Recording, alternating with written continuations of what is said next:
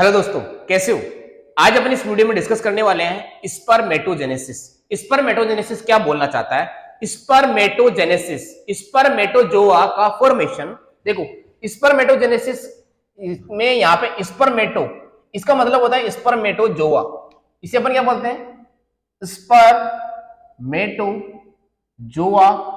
या फिर इसे अपन बोलते हैं स्पर्म सेल। स्पर्म बोल दो या फिर स्पर्मेटोजोआ बोल दो। जेनेसिस का मतलब होता है फॉर्मेशन। इसका मतलब क्या होता है, फॉर्मेशन। स्पर्मेटोजेनेसिस में स्पर्म का फॉर्मेशन होता है। अब कैसे होता है, आपको मैंने बताया कि इस तरीके से टेस्टिस में, इस तरीके से टेस्टिस के एक चेंबर में यहाँ पे सेमिनिफेरस ट्यूब्यूल थी। उस सेमिनिफेरस ट्यूब्यूल में यहाँ पे जर्म सेल मिलेगी। ऐसे सेमिनिफेरस ट्यूब्यूल को बाहर निकाले और यहाँ पे ऐसे जर्म सेल मिलती है। उस जर्म सेल में से एक जर्म सेल क्या बनती है, एक जर्म सेल आगे जाके बनती है पीजी सेल। पीजी सेल का मतलब होता है primordial germ cell. Primordial germ cell को अपन क्या बोलते हैं, पीजी सेल। तो प्रीमोर्डियल जर्म सेल यहाँ पे बनती है। अब ये प्रीमोर्डियल जर्म सेल क्या करती है, ये प्रीमोर्डियल जर्म सेल यहाँ पे डिवीजन करती है। डिवीजन, नॉर्मल डिवीजन, जिसे अपन बोलते हैं माइटोसिस। मतलब ये 2n कंडीशन की सेल है और ये 2n सेल है।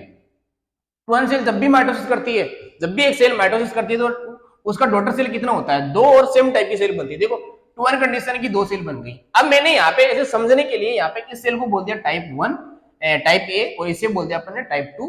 ये कोई यहाँ पे टाइप नहीं है, ऐसे ही समझने के लिए लिख दिया टाइप ए और टाइप 2। अब देखो, अगर ये जो टाइप ए सेल है, अगर ये फिर से माइटोसिस करती है, फिर से सेल डिवीजन करती है, तो फिर से सेम टाइप की सेल बनेगी। ये सेल आगे जाके फिर से कुछ माइटोसिस करके कुछ और सेल बना सकती है। इन सेल को अपन बोलते हैं स्टेम सेल। अब स्टेम सेल में एक प्रॉपर्टी होती है जिसे अपन बोलते हैं टोटिपोटेंसी। टोटिपोटेंसी एक नेचर है जिसमें सेल किसी भी सेल में कन्वर्ट हो सकती है। ये सेल किसी भी सेल में जाके कन्वर्ट हो सकती है। सेल कुछ भी बना सकती है। इस सेल में इतनी कैपेसिटी है कि ये किसी भी तरीके की सेल में कन्वर्ट हो सकती है। इसे अपन स्टेम सेल बोलते हैं। अब देखो, बी टाइप की सेल जो थी उसको मैंने बोला कि तू आगे जाके क्या बना, स्पर्म बना। तो इसलिए ये सेल यहाँ पे, इस सेल का नाम रख दिया स्पर्मेटोगोनिया सेल। तो मैंने यहाँ पे आपको बोला भी था कि इस सेमिनिफेरस ट्यूब्यूल में एक स्पर्मेटोगोनिया सेल जो है स्पर्म सेल बनाती है, और उसको टेम्परेचर कितना पसंद है, 2 to 2.5 degree Celsius come temperature पसंद है। किसका, बॉडी टेम्परेचर के टेम्परेचर का इतना कम टेम्परेचर पसंद है। ये आपको याद रखना है। उसके बाद में स्पर्मेटोगोनिया सेल क्या करती है, ग्रोथ करती है। इससे पहले अपन यहाँ पे एक बात यहाँ पे मैंने लिख दी है कि जो भी ये स्पर्मेटोजेनेसिस प्रोसेस है, इसमें 3 फेजेज चलती है। एक आएगी डिवीजन फेज, एक आएगी ग्रोथ फेज, और एक आएगी मैच्योरेशन फेज। और जैसे ये तीनों फेज कंप्लीट होती है, वैसे एक स्पर्म सेल का फॉर्मेशन हो जाता है। जानिए, स्पर्मेटोगोनिया सेल ग्रोथ करती है। ग्रोथ करेगा मतलब इसका साइज बढ़ेगा। साइज बढ़ेगा, इस सेल का साइज बढ़ेगा। साइज बढ़ने से क्या होता है, ये न्यूक्लियस आउट ऑफ कंट्रोल होता है और ये फिर से डिवीजन करना चाहता है।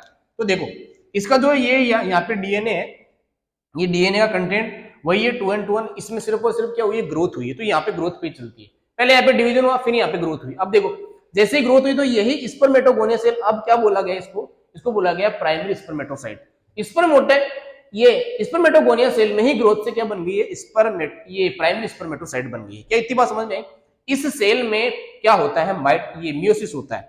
मियोसिस अपनी बॉडी में तभी होता है जब गैमेटोजेनेसिस हो रहा होता है, जब गैमेट फॉर्मेशन हो रहा होता है, तभी अपनी बॉडी में मियोसिस होता है। अदरवाइज अपनी बॉडी में रिपेयरिंग के लिए, रिप्लेसमेंट के लिए, ग्रोथ करने के लिए, सभी केस में सेल डिवीजन कौन सा होता है, माइटोसिस। तो यहाँ पे मियोसिस फर्स्ट होता है। मियोसिस फर्स्ट में क्या होता है, 2n से nn कंडीशन की 2 सेल बन जाती है। और जैसे ही 2 सेल बनती है, इन दोनों सेलों का नाम हो जाता है यहाँ पे सेकेंडरी स्पर्मेटोसाइट। तो प्राइमरी स्पर्मेटोसाइट में मियोसिस से क्या बनता है, सेकेंडरी स्पर्मेटोसाइट। अब मियोसिस के 2 पार्ट होते हैं। एक पार्ट होता है मियोसिस फर्स्ट, एक होता है मियोसिस सेकंड। जब तक मियोसिस सेकंड कंप्लीट नहीं होता, तब तक मियोसिस कंप्लीट नहीं होता। तो इसका मतलब यहाँ पे मियोसिस फर्स्ट में सेकेंडरी स्पर्मेटोसाइट सेल बना। इसके बाद में इन सेल में वापस एक मियोसिस होता है जिसे अपन बोलते हैं मियोसिस सेकंड। और मियोसिस सेकंड जैसे ही होता है तो ये सेकेंडरी स्पर्मेटोसाइट क्या बना देती है, स्पर्मेट्रिड सेल बना देती है। अभी स्पर्म सेल नहीं बना है, अभी स्पर्मेट्रिड सेल बना है। अब इनमें क्या होता है, इनमें होता है यहाँ पे मैच्योरेशन। इनमें यहाँ पे मैच्योरेशन होता है, और यहाँ पे इन सभी स्पर्मेट्रिड सेल में मैच्योरेशन होता है। तो ये आगे जाके क्या बन जाती है, स्पर्म सेल बन जाती है, स्पर्मेटोजोआ सेल बन जाती है। तो स्पर्मेट्रिड से स्पर्मेटोजोआ बनने की प्रोसेस को अपन स्पर्मियोजेनेसिस बोलते हैं। बहुत बार पूछा गया क्वेश्चन है, स्पर्मियोजेनेसिस क्या है, स्पर्मियोजेनेसिस प्रीमोडियल जर्म सेल से स्पर्म सेल का बनना नहीं है। स्पर्मियोजेनेसिस है स्पर्मेट्रिड से स्पर्म सेल का बनना, स्पर्मियोजेनेसिस है। अब यहाँ पे अपन बात करते हैं कि स्पर्मेटोजेनेसिस क्या है, वो है प्रीमोडियल जर्म सेल से स्पर्म सेल का बनना। ये पूरी प्रोसेस स्पर्मेटोजेनेसिस है, लेकिन स्पर्मेट्रिड से स्पर्म का बनना स्पर्मियोजेनेसिस है। बात याद रखनी है तुम्हें। अब मैं तुम्हें यहाँ पे एक बात बोल के बता देता हूँ कि ये जो मियोसिस फर्स्ट और मियोसिस सेकंड में, तो एम सेल तो यहीं पे बन गई, यहाँ पे फिर से डिवीजन करने की क्या जरूरत है, फिर से डिवीजन यहाँ पे क्यों हुआ? आपको पता होगा जब भी एक सेल साइकिल चलता है तो उस सेल साइकिल में ऐसे डिवीजन होता है, जैसे में यहाँ पे G1 फेज होता है, S फेज होता है, फिर यहाँ पे G2 फेज होता है, फिर यहाँ पे M फेज होता है।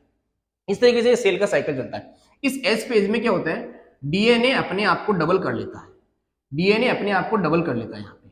और डीएनए डबल करने का मतलब है कि डीएनए एक बार डबल हो गया तो सेल को डिवीजन करना पड़ेगा। अब डीएनए कितना हो गया, देखो यहाँ पे डीएनए था 2C कंडीशन बोलते हैं, यहाँ पे डीएनए हो गया 4C। अब 4C डीएनए हो गया, इस डीएनए को बैलेंस करने के लिए किस तरीके से अपन एक सेल को डिवाइड करते हैं। देखो जब भी ये सेल पहले ये 2N कंडीशन में, तो इस सेल में कुछ ऐसी कंडीशन थी क्रोमोसोम की, ये क्रोमोसोम है, इस तरीके से डीएनए अरेंज है। तो पहली बार जब मियोसिस फर्स्ट होता है ना इस सेल में, जब मियोसिस फर्स्ट होता है तो यहाँ पे डिवीजन होता है इस तरीके से डिवीजन। तो मियोसिस फर्स्ट में क्या होता है, ऐसे दो सेल बनती है इसे, और दो सेल में देखो एक में ये क्रोमोसोम आ गया और दूसरे में ये क्रोमोसोम आ गया, इस तरीके से ये क्रोमोसोम यहाँ पे डिवाइड हो गया। उसके बाद में ये मियोसिस फर्स्ट हो गया, इसे बोलते हैं मियोसिस फर्स्ट। अब इस सेल में डिवीजन होगा यहां से जब इस सेल में डिवीजन होगा ना तो ये सेल करेगी मियोसिस सेकंड। तो मियोसिस सेकंड में क्या होता है, मियोसिस सेकंड में ये क्रोमोसोम का आधा पार्ट यहाँ पे डिवाइड हो जाता है। मतलब क्या हो रहा है, देखो यहाँ पे इस एक आर्म को अपन एक डीएनए बोलते हैं, ये दूसरी आर्म दूसरा डीएनए, तो इस डीएनए को अपन बोलते हैं हैप्लोइड जीनोम को सी वैल्यू ऑफ डीएनए बोलते हैं। तो इसमें कितनी सी वैल्यू है, इसमें है 4C वैल्यू। अब गैमेट में जो डीएनए चाहिए होता है ना वो सी वैल्यू चाहिए होता है। तो यहाँ पे जब ये जब एन सेल वापस बनती है तो यहाँ पे तो 2C डीएनए है। अब फिर से डिवीजन करना पड़ेगा, इसलिए यहाँ पे जब ये सेल वापस बनती है, आगे जाके ये सेल बनती है, तो इसमें कुछ डीएनए इस तरीके से आता है, इस तरीके से एक क्रोमोसोम इस तरीके से स्प्लिट होके इस तरीके से आ जाता है, और इसमें जो डीएनए वो सी वैल्यू ऑफ डीएनए है। इसका मतलब मियोसिस फर्स्ट के बाद में मियोसिस सेकंड इसलिए किया जाता है ताकि डीएनए का अमाउंट क्या किया जाए, बैलेंस किया जाए, क्योंकि स्पर्म सेल में डीएनए कैसा होता है, सी वैल्यू ऑफ डीएनए ही होना चाहिए। तो सी यहाँ पे होना चाहिए डीएनए, तो डीएनए का अमाउंट बैलेंस करने के लिए यहाँ पे मियोसिस सेकंड से मियोसिस फर्स्ट से मियोसिस सेकंड किया जाता है। क्या इतनी बात समझ में? ये था आपका स्पर्मेटोजेनेसिस। यहाँ से भी क्वेश्चन आते हैं, अलग अलग पेजेस से बहुत बार क्वेश्चन पूछा गया, ध्यान से समझना। Okay, thank you.